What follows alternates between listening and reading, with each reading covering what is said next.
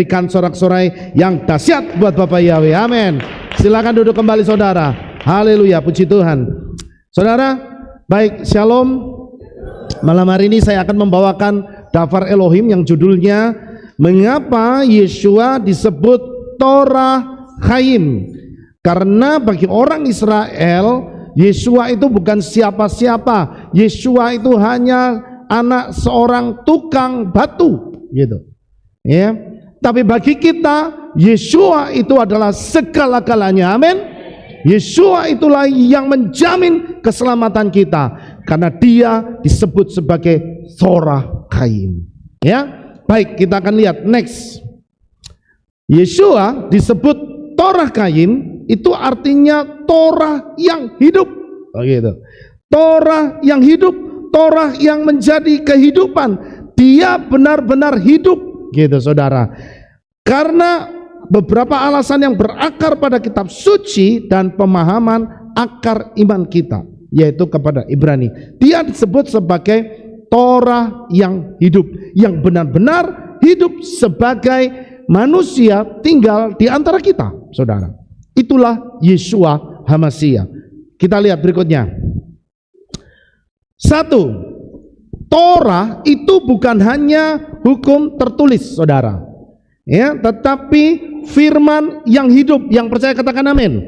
Dia adalah firman yang hidup. Jadi kalau firman yang hidup, itu berarti firman yang membangkitkan hidup kita.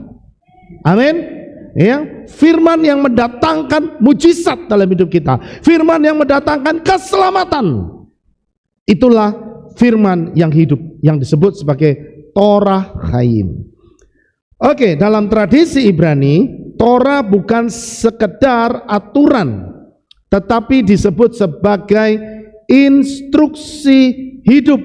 Itu dari akar kata yarah, yang artinya mengajar, memberi arah, begitu.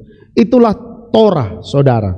Jadi kita itu bersyukur sampai hari ini pengertian kita itu selangkah lebih maju daripada orang-orang Kristen pada umumnya. Amin.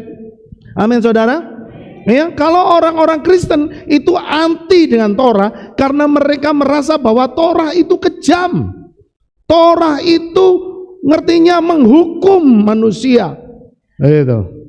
Ya, itulah sebabnya seolah-olah Torah dengan datangnya Yeshua, Torah itu sudah tidak berlaku. Bukan begitu. Torah itu adalah tuntunan hidup. Ya. Dan Torah itu berlaku sampai hari ini. Karena apa? Karena sebagai tuntunan hidup kita. Amin, saudara. Nah, kalau kita tidak mau ikut Torah, kita mau ikut apa? Ya. Karena panduan, satu-satunya panduan kebenaran yang benar-benar hakiki itu adalah Torah. Ya.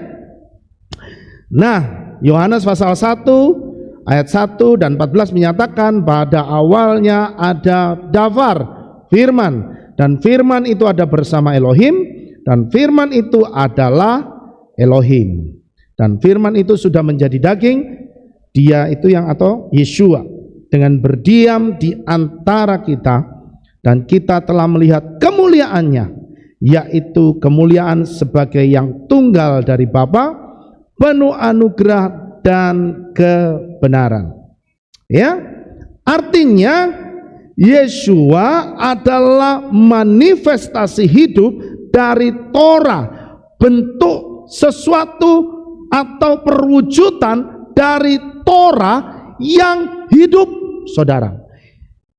Saudara, itulah sebabnya dengan mencontoh Yeshua, dengan mengikuti cara hidup Yeshua, itu sama saja kita sudah hidup mengikuti Torah. Sudah nggak usah harus menghafal 613 isi Torah, tapi apa yang Yeshua katakan selama dia ada di muka bumi ini, cara hidupnya sudah itu dicontoh. Itulah inti dari Torah. Sampai sini saudara paham? Ya, dia adalah Torah atau firman yang berjalan, berbicara, dan berinteraksi dengan manusia. Kalau sebelum Yesua datang, Torah itu sifatnya pasif. Pasif, saudara. Ya, kalau orang mau ikut selamat, gak ikut gak selamat, saudara. Tapi dengan datangnya Yesua, itulah sebabnya Yesua dikatakan dia datang untuk menggenapi Torah. Kenapa dia dikatakan menggenapi Torah? Dia bukan Torah yang pasif, yang diem. Kalau orang Israel mau baca dan mau nurut baru selamat. Kalau tidak mau baca, tidak mau nurut, tidak selamat. Tapi berbeda dengan kedatangan Yesua. Yesua itu datang untuk ngajarin kita. Kita yang tadinya tidak mau mengikut Torah, kita melihat kebaikan Tuhan Yesua, kita jadi mau mengikuti Torah. Amin. Begitu. Ya. Kalau orang Israel pada zaman dahulu, mereka mengikut Torah karena terpaksa. Terpaksa. Karena kalau mereka tidak ikut, mereka pasti binasa. Tapi Yesua datang, dia menyentuh hati kita. Dia menyentuh hati kita. Supaya apa? Supaya kita mencintai Torahnya. Gitu. Dengan kita mencintai Yesua, itu kita mencintai Torahnya, saudara. Amin. Sehingga ketika kita melakukan Torah, ketika kita melakukan Torahnya, firman-Nya, itu bukan berdasarkan paksaan, tetapi berdasarkan karena saudara mencintai Yesua. Amin. Orang kalau melakukan sesuatu dengan paksaan, nyaman nggak? Nggak nyaman. Itulah sebabnya sampai Bapak Yahweh yang pernah ngomong sama orang Israel, bangsa ini datang kepadaku cuma dengan bibirnya, tapi hatinya menjauh. Kenapa? Karena saat itu Bapak Yahweh tidak turun langsung menjamah hati manusia. Ya, itulah sebabnya Yesua datang, dia sebagai Torah yang benar-benar sempurna dan genap. Amin. Karena dia datang menyentuh hati manusia, sehingga manusia itu dia mau melakukan bukan karena takut untuk dihukum, tapi karena dia cinta. Jadi pada malam hari ini, ya, Tuhan menginginkan kita, kalau kita melakukan firman-Nya, bukan karena saudara takut masuk neraka. Ya. Karena sebenarnya neraka tidak pernah diciptakan untuk kita. Neraka itu diciptakan untuk malaikat yang jatuh, saudara. Alias Satan. Syaiton. Ya kan? Syaiton Herudin. Herudin. Ya, saya jadi ikut-ikutan anak saya Kenan. Ya. Karena neraka hanya diciptakan untuk mereka. Ya, tapi sekali lagi dosalah yang membuat mau tidak mau manusia harus mengalami konsekuensinya. Tapi bersyukur, itulah sebabnya Yesua datang. Karena Tuhan Yesua cinta kepada kita. Amin. Tidak ada seorang pun yang ingin, ya, artinya begini, Tuhan Yesus tidak kepingin dari kita seorang pun itu binasa. Sampai dia harus korbankan dirinya. Katakan dia yang maha mulia, dia yang tidak bercacat celah, harus mau jadi korban tumbal dosa kita. Ini ya. Di kita yang harusnya terima upah dosa, dia yang tanggung. Itulah sebabnya ketika kita melakukan firman-Nya, melakukan Torah-Nya, hati kita itu didasari oleh karena kita mau membalas cintanya Tuhan Yesua. Amin. Ya, itu yang Tuhan suka. Cinta harus dibalas dengan cinta. Tapi kalau cinta dibalas dengan paksaan, yang mencintai kita tidak akan nyaman. Betul nggak? Iya. Saudara kawin dengan orang itu mau kawin dengan saudara, tapi dia tidak cinta sama saudara. Kira-kira nyaman nggak hidup dengan orang begitu? Cinta bertepuk sebelah tangan. Ya kan? Itu. Tapi kalau orang itu yang kita ajak kawin, dia bisa mencintai kita, membalas cinta kita. Wow, itu akan sangat menyenangkan. Itulah yang Tuhan mau, itulah isi hatinya Bapa Yahweh. Sehingga dia berikan Yesua buat kita sebagai Torah yang hidup di dalam hati kita. Itu maksudnya. Terus Yesua hidup sempurna di dalam Torah, katakan begitu. Jadi Yesua berkata, janganlah mengira bahwa aku datang untuk membatalkan Torah atau kitab para nabi. Aku datang tidak untuk membatalkan, melainkan untuk apa saudara? Menggenapinya. Saudara bisa baca di Matius pasal 5 ayat yang ke-17. Jadi dengan hidup tanpa dosa, Yesua menunjukkan bagaimana Torah itu dijalani secara sempurna. Karena selama ini tidak pernah ada orang yang bisa sempurna. Hanya satu-satunya yang ada di muka bumi ini, ya, dialah Yesua. Jadi ia bukan hanya pengajar Torah, melainkan dia juga pelaku Torah. Dan sekaligus dia itu sendiri sebagai Torah. Makanya wes nyontoh cara hidupnya Yesua, nyontoh cara gaya berpikirnya Yesua, nyontoh cara berperilakunya Yesua, yaitu sudah saudara melakukan Torah. Terus 3, Torah yang memberi kehidupan. Jadi Yesua itu adalah sang kehidupan itu. Makanya dikatakan, ya, akulah jalan, kebenaran dan hidup. Saudara percaya Yesua, saudara pasti hidup. Amin. Saudara ngikuti jalannya, saudara pasti selamat. Ya, saudara ikuti kebenarannya, pasti saudara didapati sebagai orang yang benar. Gitu, ya. Karena Torah adalah jalan menuju kehidupan. Ya, dan Yesua adalah jalan hidup itu sendiri. Makanya dia disebut sebagai Torah Chaim, gitu. Oke, berikutnya. Sekarang Torah tertulis dan Torah hidup. Jadi saudara tahu bahwa rabi-rabi Yahudi sering berbicara tentang dua aspek Torah, yaitu tentang Torah Sebiktav, ya, itu Torah yang tertulis. Itu Torah Sebiktav.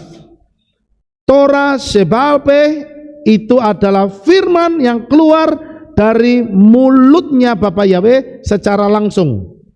Ya, diingat-ingat saudara ya, Torah Sebiktav itu adalah Torah yang tertulis. Tapi Torah Sebalpe itu adalah firman atau Torah yang keluar dari mulut Elohim. Amin. Nah, Yesua dikatakan melampaui keduanya. Kenapa? Kenapa? Karena ya, baik Torah Sebalpe, baik Torah Sebiktav itu sifatnya menyuruh. Menyuruh. Ya, kalau Bapak Yahweh berbicara kepada Abraham, sifatnya menyuruh. Iya kan? Gitu loh. Torah Sebiktav juga sifatnya menyuruh.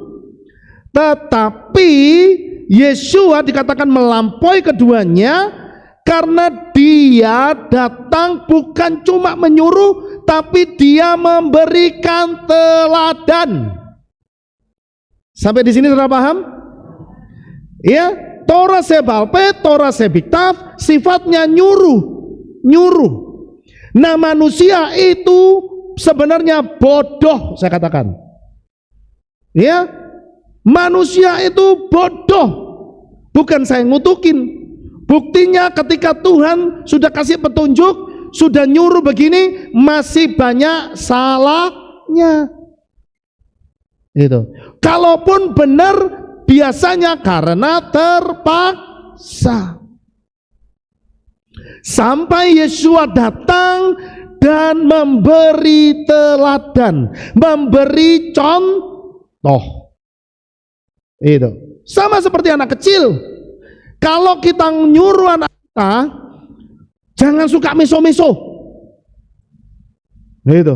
Tapi setiap hari dia dengar papanya ngomong uan buap, gitu kan? Lah bagaimana dia bisa ngomong yang baik kalau setiap hari dia dengar dari mulut papanya, dari mulut mamanya keluar kata-kata Taman Ria Safari? Betul nggak? Nggak bisa, begitu kan? Ngelihat anak kita kok ngerokok, marah kita. Kurang ajar kamu belum bisa cari duit sendiri, ngerokok. Ya pasti ngerokok, setiap hari dia ngelihat papanya merokok. Gitu. Jadi kita itu seperti anak-anak, perlu contoh, perlu teladan. Itulah Yesua, itulah sebabnya Bapa Yahweh dia datang ke dalam dunia ini, dia korbankan dirinya, dia korbankan kemuliaannya, dia mau bayar harga, dia datang untuk ngasih contoh sama kita. Iki loh maksudnya yang aku ngomong dulu, yang pernah aku firmankan di dalam Torah tertulis, yang dulu kamu nggak ngerti, iki loh maksudnya koyok ngene. Sehingga orang tadi nggak ngerti, oh ngono to maksudnya. Begitu saudara. Itulah sebabnya saya katakan Yesua sebagai Torah Kaim, dia adalah Torah yang sempurna. Ya, karena dia kasih contoh, dia bukan cuma nyuruh. Beda dengan orang-orang Farisi, mereka biasanya cuma nyuruh. Kalau orangnya salah, dihakimi. Gitu. Tapi tidak demikian dengan Yesua. Itulah sebabnya dia layak disebut sebagai Torah Hayim. Amin. Terus. Oke, Roh Kudus menyingkapkan Torah melalui Yesua. Yirmeyahu atau Yeremia 31 ayat 3, pasal 31 ayat 31 sampai 33.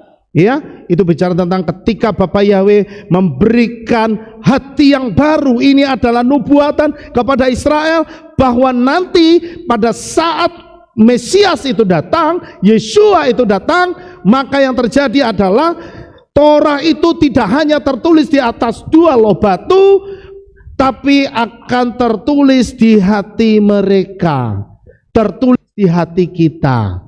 Amin. Artinya apa? Kita bukan cuma melihat Torah itu sebagai buku pelajaran panduan, bukan. Tapi Torah itu sudah merasuk di dalam hati dan pikiran kita. Begitu saudara. Sama seperti ya ketika saudara itu dekat dengan seseorang, ya, dan terbiasa memanggil namanya. Umpama saudara punya pacar namanya Yanti. Ini saya kasih contoh. Waktu putus, ya kan, ganti pacar namanya Santi. Ini kan nggak ada tuh yang namanya Yanti dan Santi, nggak ya? Bukan maksud dengan sengaja. Waktu saudara itu bersayang-sayangan dengan pacar yang baru Santi, karena masih baru, kenangan yang lama, memori yang lama biasanya itu masih nyantol. Ketika saudara panggil, maksudnya mau panggil Santi, saudara nggak sadar yang dipanggil siapa? Yanti.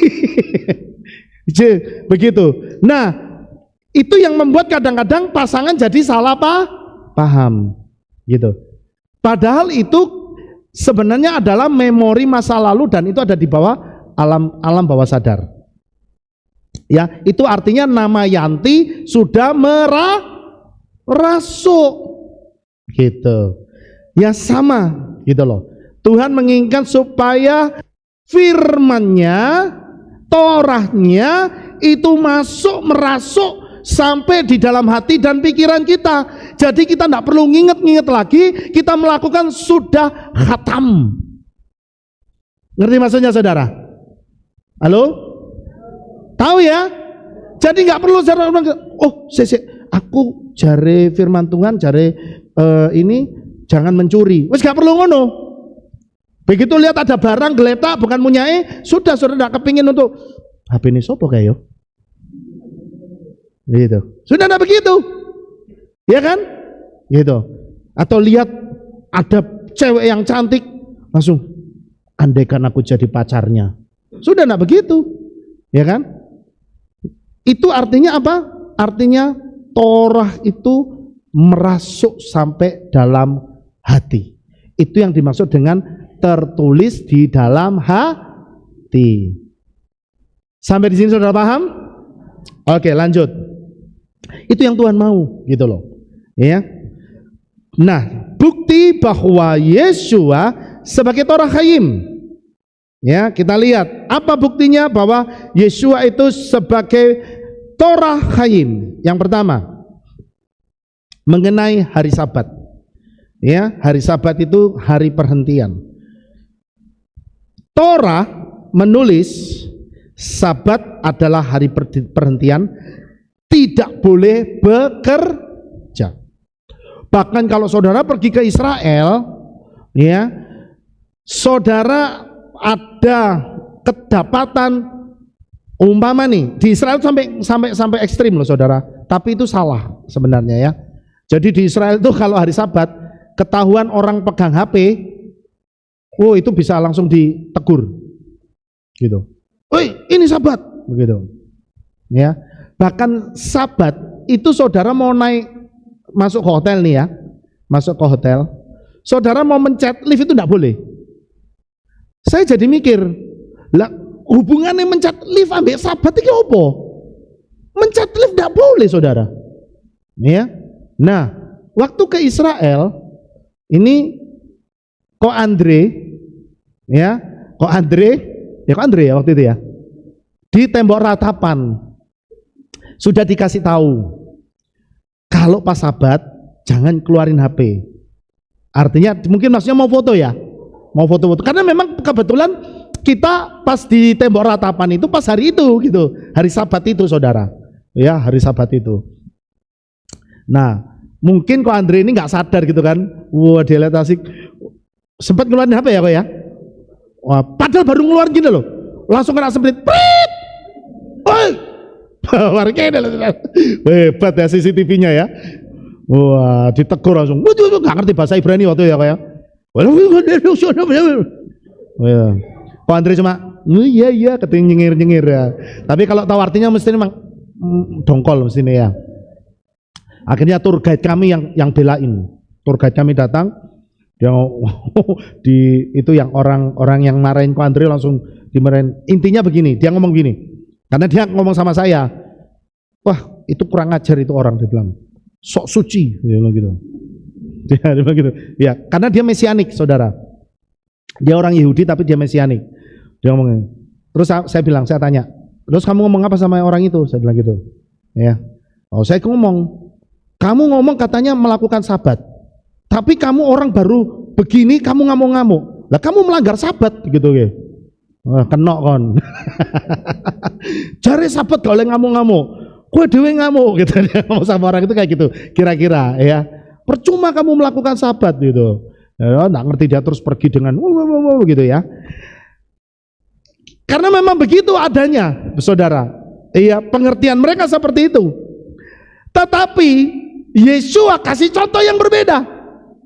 Ya, Yeshua dia memang menghormati Sabat. Yeshua menghormati Sabat, betul ya? Terbukti apa? Yeshua itu masuk ke sinagog pada hari Sabat untuk membaca Torah, ya kan? Tetapi dia juga menunjukkan makna terdalam dari hari Sabat. Ya. Dia menegaskan bahwa Sabat itu diciptakan untuk manusia, bukan manusia untuk hari Sabat. Artinya apa? Jangan menyalahartikan hari Sabat yang kudus itu ya dengan hal-hal yang konyol. Begini, kalau ini Yesus kasih contoh, ketika di hari Sabat dia menyembuhkan orang sakit, di hari Sabat dia menolong murid yang lapar. Itu kan dikritik sama orang Farisi. Kamu hari Sabat kok bekerja? Nah, Yesus tegaskan gitu loh. Yang tidak boleh itu adalah kalau di hari Sabat kita itu masih bingungi cari cuan. Cari apa? Cuan. Kecuali saudara cari cuan. Enggak apa-apa. Ya Om ya. Gitu ya. Tapi kalau saudara cari cuan, itu Tuhan bilang sudah cukup. Aku sudah kasih kamu waktu yang banyak. Dari rison sampai sisi. Mau sosek kurang.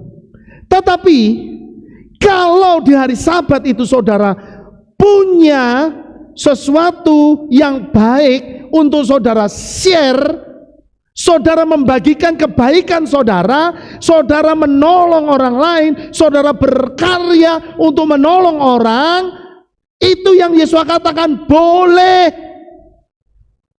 Amin. Gitu loh. Boleh. Loh kalau Sabat saya metik hasil kebun boleh nggak? Boleh, gak usah dijual, pangano. Karena ada yang bingung saudara. Aduh, saya kepengen manen mestinya, cuma kok pas Sabat ya? Nah bosok. Gitu. Ya kan? Gitu loh. Sing penting ojo bingung cari apa saudara? Cuan. Kalau cari om cuan, boleh. Guyon om.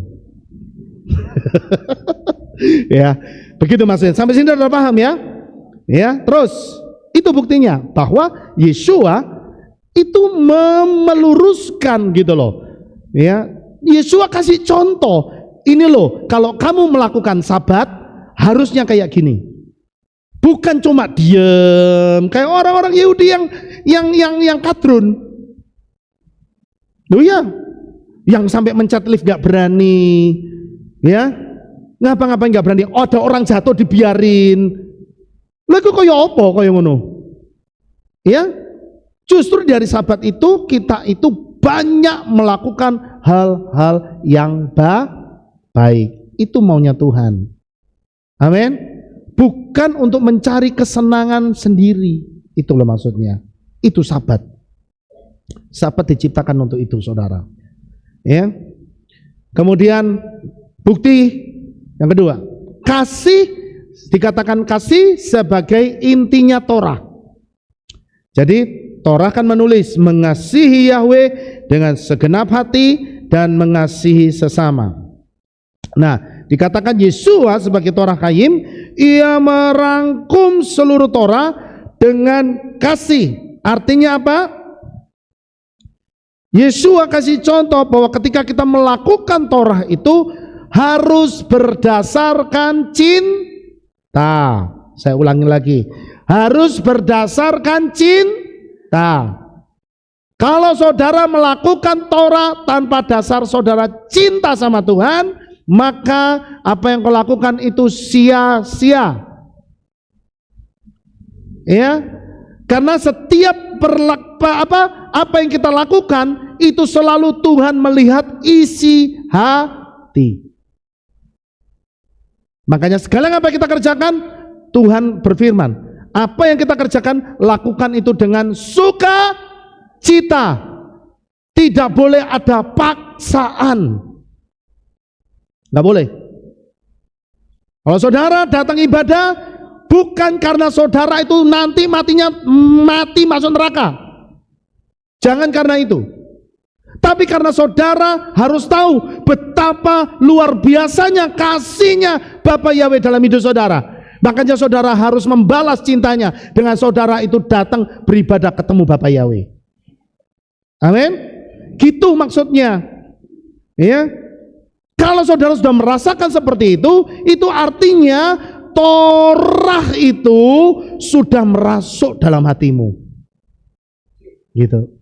Artinya Yeshua sebagai Torah Chaim itu benar-benar menyatu di dalam hati dan pikiranmu.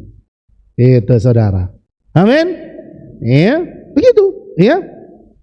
Jadi ia menghidupi kasih itu, menyentuh orang kusta, duduk makan dengan orang berdosa, bahkan mati bagi musuh-musuhnya.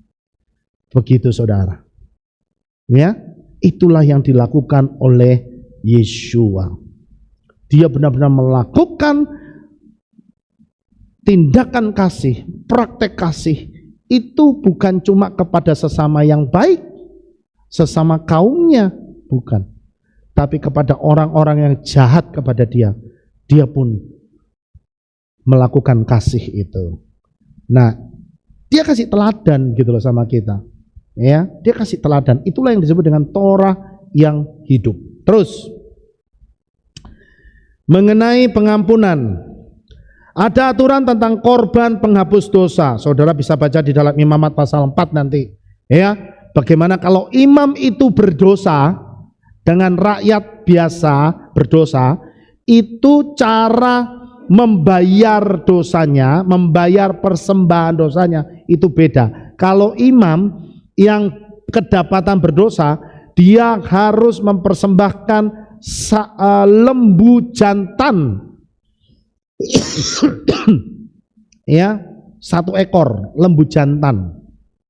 Saudara bayangkan hari gini 1 ekor lembu atau sapi, 1 ekor itu berapa harganya? Hah? Halo, bakul sapi ada enggak di sini?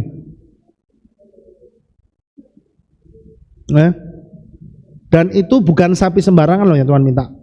Sapi yang terbaik. Itu mungkin harganya kalau sekarang kayak saya pernah dengar ada namanya sapi limosin. Ya, harganya bisa cepet teo punjul. Sak mobil, saudara. Ya.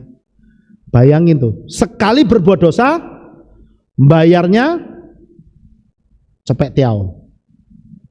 Nek 1 hari kira-kira 2-3 kali berbuat dosa sampai tiau. Ya kali noe. Ya toh? Itu aturan Torah.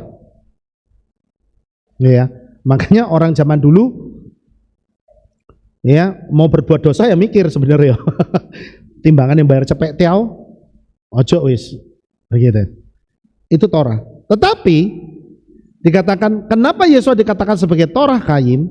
Karena mereka tidak perlu melakukan itu semua. Ya, ketika kita minta ampun dengan sungguh-sungguh dan berjanji tidak mau mengulangi lagi, Yesus sudah ngomong, aku sudah mengampuni engkau. Tidak perlu membayar pakai sapi. Amin. Itulah kedahsyatan dan kesempurnaan Yesus sebagai Torah Chaim. Kita tidak perlu lagi membayar sampai begitu beratnya. Tapi yang penting hati saudara itu sungguh-sungguh mau bertobat. Tuhan ampuni. Amin saudara. Cukup cuma ngomong tok, minta ampun sama Bapak Yahweh. Minta ampun sama dia. Ngomong tok. Nggak perlu saudara harus mempersembahkan macam-macam.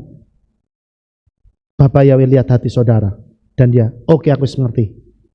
Aku ampuni engkau. Wow. Itu Torah Chaim saudara. Itu Torah Chaim. Amin.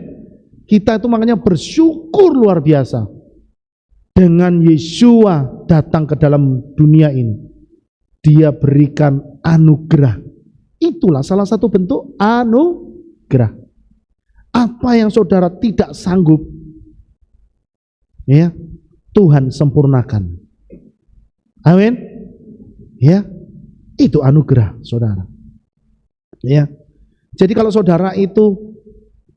saudara mau membalas kebaikan Tuhan, ya, sebenarnya kebaikan kita itu tidak pernah ada artinya di hadapan Dia. Itu firman Tuhan yang ngomong, bukan saya. Ya kan?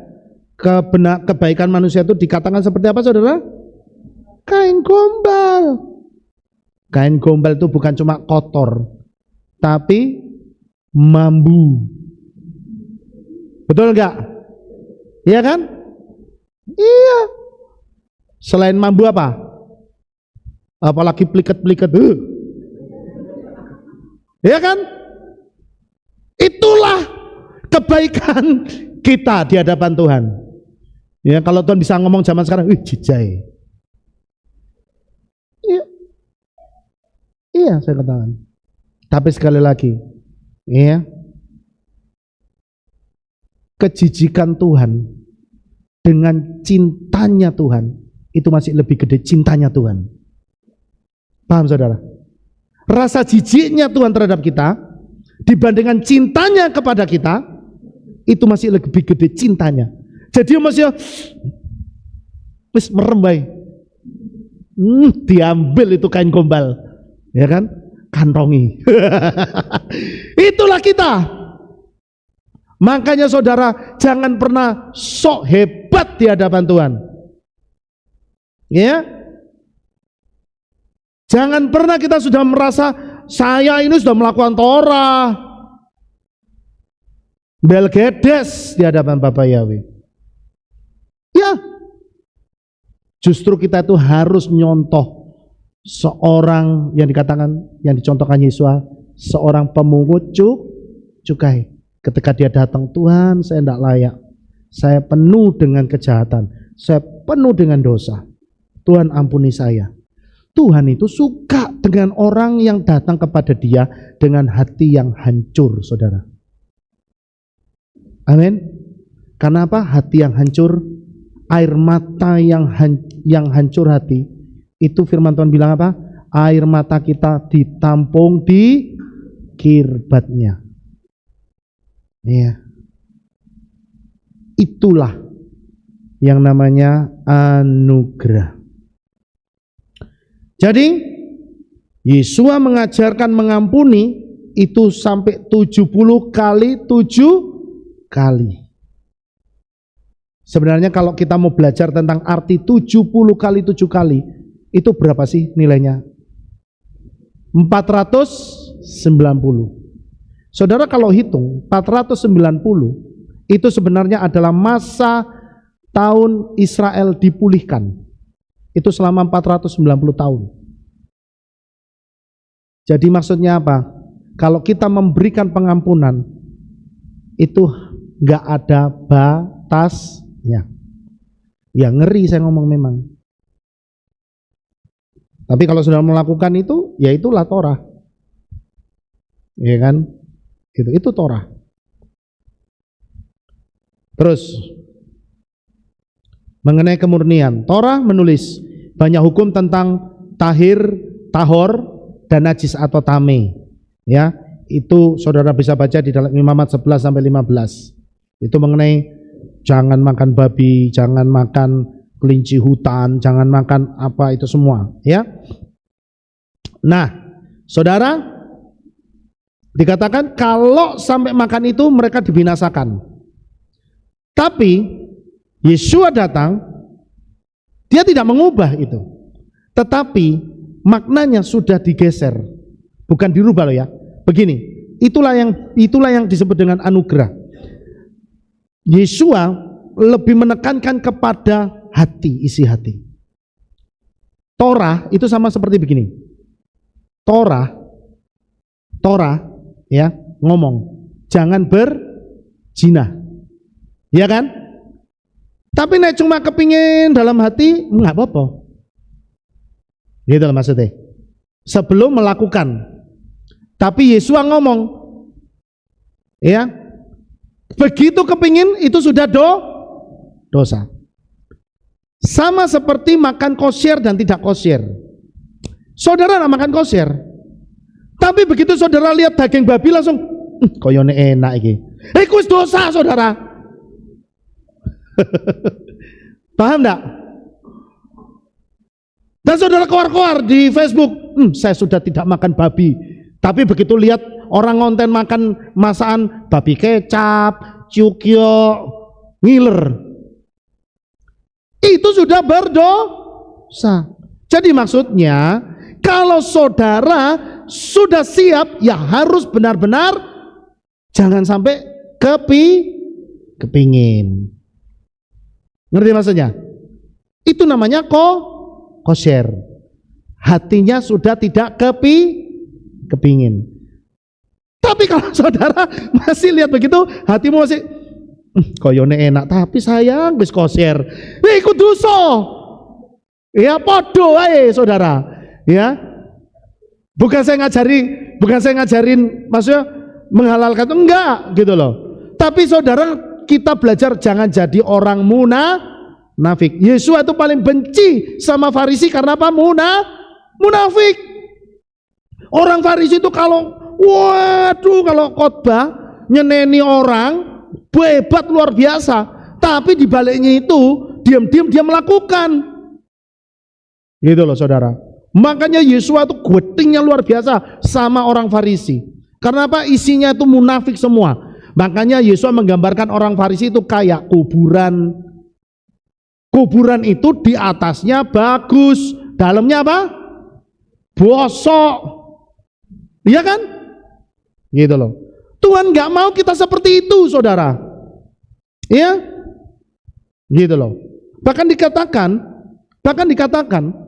ya, kalau saudara makan kosher, tapi perkataanmu masih kotor, itu lebih buruk dari orang yang tidak kosher. Perkataan saudara masih suka menyakitin orang lain, sikap saudara masih suka menyakitin orang lain, saudara lebih buruk dari orang yang tidak kosher. Sampai sini saudara paham? Jadi kalau saudara sudah siap untuk hidup kosher, ya saudara harus benar-benar jaga hidupmu, jaga perkataan saudara, jaga sikap saudara, amin, dan jaga hati saudara, supaya engkau tidak didapati munafik. Orang munafik bisa masuk surga? Tidak bisa. Tidak bisa. Sekali lagi, Torah Kayim itu selalu bicara mengenai isi hati. Isi hati. Yesua Torah Kayim, apapun yang dilakukan orang-orang lain, Yesua itu selalu bisa menilai isi hati. Yesua itu tahu orang itu yang ngomong sama dia itu tulus atau cuma mau mencobai dia. Yesua ngerti. Karena dia Torah Kayim. Gitu, saudara. Sampai sini saudara paham ya? Ya. Kalau memang saudara sudah mau murni, hatimu harus murni. Jangan lagi ada noda, artinya begitu. Kalau saudara memang sudah nggak mau makannya begitu, bagus. Tapi jangan sampai engkau ada timbul rasa kepengen, langsung batal kabeh. Gitu ya saudara ya. Ya, itu yang namanya disempurnakan. Amin. Ya. Terus sekarang bicara mengenai keadilan dan kebenaran. Torah menulis jangan bersaksi dusta, jangan curang. Itu di Keluaran 20 ayat 16, Imamat 19 ayat 35 sampai 36. Tapi Yesua sebagai Torah Kayim, dia menegakkan keadilan yang sejati. Dia membela orang yang lemah, menegur orang Farisi yang munafik, begitu. Dia enggak cuma ngajarin orang harus hidup benar, enggak. Tapi kalau ada yang salah, bahkan Farisi, kleru sebagai pengajar Torah, dia berdiri membela orang-orang yang lemah. Begitu maksudnya saudara. Ya, karena dikatakan di dalam Yohanes 5 ayat 30, Yesua itu hakim yang benar. Saudara percaya kalau Yesua itu hakim yang benar? Yes. Ya. Oke, terus jadi saudara, Yesua itu bukan hanya mengajarkan Torah, tapi ia menghidupinya dengan penuh kasih, kuasa dan kebenaran. Makanya kita ini disuruh niru Yesua, yaitu melakukan Torah menghidupinya dengan penuh kasih. Kalau kita mau berjalan di dalam Torahnya Bapak Yahweh, melakukan Torah, ya harus melakukannya dengan kasih. Amin. Gitu saudara. Ya, saudara tahu arti kata talmid? Pernah ingat nggak? Saya pernah menyampaikan tentang talmidim. Talmidim itu akar kata dari talmid. Talmidim itu kata majemuknya. Banyak murid-murid begitu. Tapi kalau talmid itu murid. Saudara tahu seorang murid, ya, apalagi dalam pengertian talmid, murid dalam gaya budaya orang Israel, orang Yahudi, itu kata talmid bukan cuma seperti seorang yang belajar, mengguru dan jadi pinter. No. Tapi yang namanya talmid itu, saudara, talmid itu kalau di Israel, ya, apalagi saya tidak tahu sampai sekarang masih berlaku atau tidak, tapi pada budaya, pada zaman dahulu, talmid itu untuk jadi talmid tidak bisa semua orang. Itu dipilih sama rabi. Sama rabi itu dipilih. Oh, kamu yang bisa jadi talmid. Dan bukan rabi yang datengin loh. Oh, kamu jadi talmidku ya? Enggak. Nunggu, rabi itu cuma melihat. Oh, kamu jadi talmid? Mau jadi murid? Ya. Saudara tahu? Untuk dia bisa menyandang predikat seorang talmid, ya, itu tidak mudah. Ya, orang itu harus bukan cuma belajar, tapi benar-benar ngikut cara hidupnya rabinya, cara makannya, gaya bicaranya, cara tidurnya, sampai dicontoh. Makanya orang yang menjadi talmid, dia akan meninggalkan ayah ibunya, dia akan meninggalkan orang tuanya, meninggalkan keluarganya, dan meninggalkan pekerjaannya untuk hidup satu rumah dengan rabinya. Buat apa? Supaya nyontoh. Oh, rabiku kalau makan gak kecap-kecap. Dicontoh, saudara. Oh, rabiku makannya itu cuma soto, gitu. Contoh. Dia tidak, meskipun dia kepingin makan yang lain, dia tidak akan makan makanan yang lain. Dia akan makan menu yang sama apa yang rabinya makan. Sampai sini udah paham ya? Dan tiap hari itu cuma suruh belajar menghafal Torah. Tiap hari, saudara. Tiap hari itu. Ya. Nah, saudara, itulah kalau saudara lihat cara hidup Yesua dengan murid-muridnya. Kemana Yesua pergi, muridnya ngikut. Bahkan bukan cuma ngikut, tapi hidup bersama.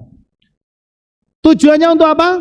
Bukan cuma mengambil ilmunya Yesua, tapi tujuannya adalah untuk menjadi sama seperti Yesua. Kita ini juga diharapkan oleh Tuhan Yesua menjadi muridnya.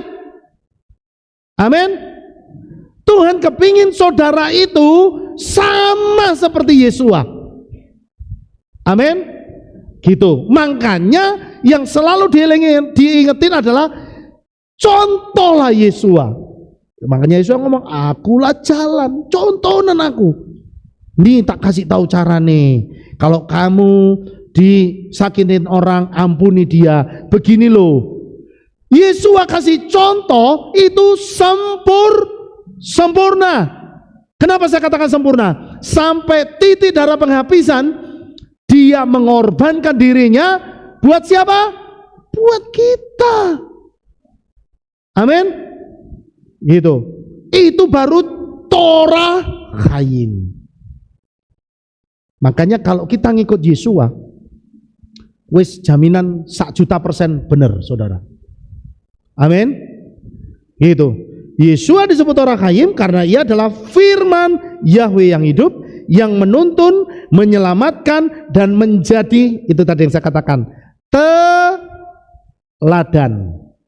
Kalau tadi Torah Sebiktav, Torah Sebaalpe, itu sifatnya nyuruh, cuma nyuruh. Kalau orang itu disuruh nggak mau, maka dia akan mendapatkan hukuman. Itulah gaya Torah Sebiktav dan Torah Sebaalpe. Tapi Yeshua datang, ya, dia tidak cuma nyuruh, tapi dia kasih contoh supaya ketika kita melakukan, kita itu benar cara melakukannya. Sikap hatinya juga jadi benar. Orang Israel melakukannya benar, tapi sikap hatinya belum tentu benar. Itu yang tadi saya katakan. Maka bangsa ini datang hanya dengan bibirnya, tapi hatinya menjauh dari aku. Itu menjadi kesedihan buat hati Tuhan. Itulah Yesus datang kasih contoh.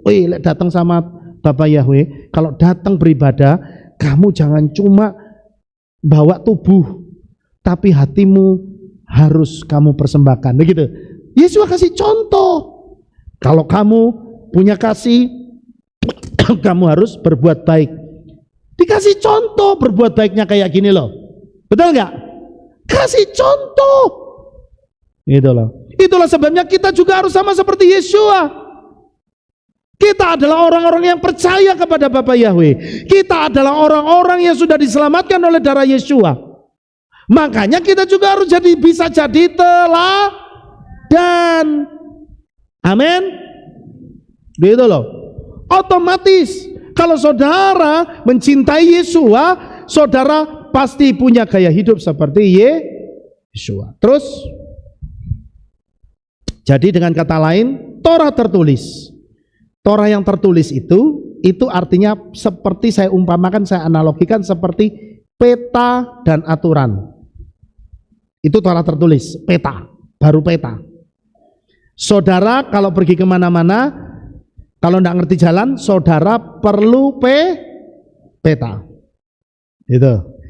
Nah, tapi Yeshua sebagai Torah Hayim, dia bukan cuma peta, tapi dia sebagai GPS. Wah, mbah pada bingung, apa GPS? Ya. GPS itu apa yang saya ngarani ya? Penunjuk jalan. Ya kan? Semua sekarang sudah pegang HP kan? Kan semua rata-rata sudah punya HP ya? Ya, kalau saudara pergi kemana-mana, saudara buka map, Google Map, saudara tinggal klik, umpama ke Jogja, klik aja, cek arah Jogja. Mama saudara makan di restoran apa, klik nama restorannya, maka GPS itu akan nuntun saudara, ya kan? 500 meter lagi belok kiri, 200 meter lagi belok kanan. Meskipun kadang-kadang GPS itu error, banyak yang keblasuk tahu-tahu kuburan, ya kan? Gitu ya, gitu. Ada yang saya pernah lihat itu, orang naik motor sebelahnya jurang, katanya GPS-nya belok kiri. Yang nyetir motor ngamuk-ngamuk, yang wow, jurang kon belok kiri, gitu. Ya. Tapi kalau Yeshua dikatakan, dianalogikan, dia seperti GPS. Dia nuntun, kasih tahu, bukan cuma peta digambar. Oh, kalau ke Jogja itu harus lewat Muntilan. Mungkin ada orang yang ngerti loh, Muntilan itu kan dia. Gitu. Muntilan itu ke sana atau ke sana? Begitu. Kan begitu ya saudara kalau lihat peta ya. Saudara harus paham dulu barat, timur, utara, selatan. Itu kalau saudara bisa baca peta. Karena saya tidak bisa baca peta saudara. Terus terang saya tidak bisa baca peta. Jadi kalau saya lihat peta itu langsung saya blank, peteng gitu. Karena nggak ngerti. Ya, tapi kalau saudara punya GPS, saudara nggak perlu bingung lihat peta.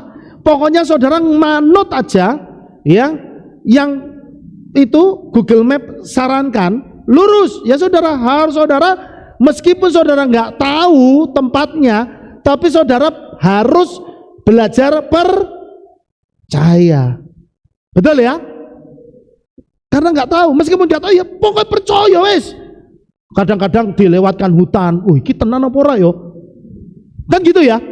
Tapi saudara harus percaya. Kalau saudara percaya, sampai tujuan. Yesua itu sebagai GPS, penunjuk arah. Menuju apa? Menuju jalan kehidupan keselamatan yang kekal. Amin. Saudara nggak usah ngelihat kanan dan kiri, mengira-ngira. Wes, lihat Yesua. Manut aja. Yesua ke kanan, saudara ke kanan. Yesua ke kiri, saudara ke kiri. Mesti masuk sama Yim. Gitu saudara ya. Jadi saudara, orang yang berjalan bersama Yesua, artinya yang mencontoh kehidupan Yesua, sesungguhnya dia disebut berjalan dalam Torah Chaim. Amin. Ya, jadi malam hari ini inilah penjelasan saya. Saya harus katakan bahwa kita harus terus berpegang teguh, mempercayakan hidup kita untuk dituntun oleh Sang Mempelai kita, Tuhan Yeshua HaMashiach. Kita harus mempercayakan, apalagi di saat-saat sekarang ini. Ini adalah saat-saat di mana Tuhan Yeshua akan datang menjemput kita. Amin. Kita tidak ada yang lain yang dapat kita percayai selain kita mempercayakan iman kita hanya kepada Bapa Yahweh Besem Yeshua HaMashiach. Amin. Amin buat firman Tuhan. Bapa Yahweh memberkati kita sekalian. Amin. Mari sama-sama kita berdoa. Terima kasih Bapa Yahweh. Malam hari ini Tuhan, biarlah kami semua semakin mengingat, mengetahui bahwa betapa dahsyatnya Engkau menjamin keselamatan kami. Tuhan, kami mau mengikuti Engkau karena Engkaulah satu-satunya jalan untuk menuju hidup yang kekal. Terima kasih Bapak Yahweh, berkati firman-Mu, berkati seluruh jemaat-Mu. Di dalam nama Adonai Yeshua HaMashiach kami mengucap syukur dan berdoa. Sama-sama kita berkata, amin. Baik saudara, kita akan melihat pengumuman. Shalom, berjumpa kembali dalam Aleph Tau Update News. Berikut kami sampaikan pengumuman minggu ini. Hadirilah hari raya yang ditetapkan oleh Bapa Yahweh, Hari Raya Yom Teruah atau peniupan Nafiri pada hari Senin 22 September 2025 pukul 6 sore dengan tema Tahun Peifa, Tahun Pertobatan, Pemulihan, dan Penuaian Rohani melalui iman kepada Yeshua HaMashiach. Bagi jemaat live streaming, saudara bisa menyiapkan apel dan madu untuk dimakan bersama sebagai simbol memasuki tahun yang baru dan manis. Dalam rangka merayakan perayaan Yom Teruah, akan dilaksanakan aksi sosial donor darah pada hari Minggu 28 September 2025 pukul 9 pagi di Kehilat. Hari Raya Yom Kippur atau Pendamaian dilaksanakan pada hari Rabu 1 Oktober 2025 pukul 6 sore dengan tema Pemulihan dan Pertobatan. Jemaat di Kehilat dimohon untuk membawa kertas bertuliskan dosa-dosa untuk dibakar. Bagi jemaat live streaming, saudara dapat mengikuti tindakan profetik tersebut di rumah masing-masing. Dan dalam memperingati Hari Raya Yom Kippur, kami mengajak saudara untuk berpuasa selama 25 jam, dimulai pada hari Rabu 1 Oktober 2025 pukul 6 sore dan buka puasa pada hari Kamis 2 Oktober 2025 pukul 7 malam. Mengundang seluruh jemaat dan pelayan Tuhan dari semua divisi untuk hadir dalam doa puasa dan buka puasa bersama pada hari Kamis 2 Oktober 2025 pukul 6 sore di Kehilat. Demikian pengumuman. Iya saudara, ini ada pengumuman tambahan. Baruch Dayan HMed telah berpulang ke rumah Bapak Yahweh. Ini Bapak Gembala Michael Roni Kolondam. Ini Gembala KPI Menorah Bandung, saudara. Ya, jadi ini meninggal dalam usia 61 tahun hari Selasa kemarin ya. Jadi jenazah disemayamkan di Yayasan Dana Sosial Priangan. Ya, jadi akan dimakamkan Jumat 19 September pukul 9. Kemudian pengumuman untuk para pelayan Tuhan yang melayani di perayaan doa pengurapan bagi seluruh pelayan Tuhan yang bertugas dalam 5 hari raya ya, dan seluruh divisi yang terlibat mengisi dalam hari raya. Doa pengurapannya diundur itu menjadi hari Sabtu 20 September ya, jam 18 WIB di Keilat ya. Kemudian ini ada ucapan terima kasih ya dari keluarga Ibu Said ya. Shalom, kami keluarga besar dari Ibu Said Haryati mengucapkan banyak terima kasih kepada Bapak Pendeta Lukas Trisno dan kepada semua jemaat yang tidak bisa kami sebutkan namanya satu persatu yang telah menyempatkan waktunya untuk datang ke pemakaman Ibu Said atau Ibu Haryati. Bapak Yahweh membalas kebaikan Ibu Bapak semuanya. Amin. Bapak Yahweh memberkati. Baik saudara, itu pengumumannya sudah saya bacakan. Sekarang saya mengajak kita semua bisa bangkit berdiri dan kita akan tutup ibadah kita pada malam hari ini dan kita akan terima birkat Kohanim, berkat daripada Bapak Yahweh. Terima kasih Bapak Yahweh malam hari ini Tuhan. Selesai sudah ibadah kami Tuhan, kami berdoa untuk seluruh jemaat-Mu Bapak Yahweh, mereka yang ada di dalam pergumulan Tuhan, pergumulan masalah ekonomi, kesehatan, rumah tangga, karir, pekerjaan. Bapak Yahweh, kami mengangkat tangan kami atas mereka Tuhan, di dalam nama Adonai Yeshua Masiah. Diberkatilah seluruh jemaat-Mu Bapak Yahweh dengan keberhasilan, dengan kesuksesan, dengan kekuatan yang baru daripada Bapak Yahweh, sehingga Tuhan masa depan mereka Bapak Yahweh menjadi masa depan yang gilang gemilang. Di hadapan Bapak Yahweh kami semua adalah orang-orang yang diberkati dan berhasil. Amen. Oleh sebab itu Bapak Yahweh, sebelum kami pulang, kami mau terima berkat yang dahsyat daripada Bapak Yahweh, sebab kami percaya hanya berkat Bapak Yahweh yang menjadikan kami kaya, diberkati dan berbahagia. Amen. Oleh sebab itu saudara, angkat kedua belah tangan saudara dan terima berkat daripada Bapak Yahweh. Yevareka Yahweh oismereka. Amin. Ken yehirotsa. Yahiralwe panau eleka wihuneka.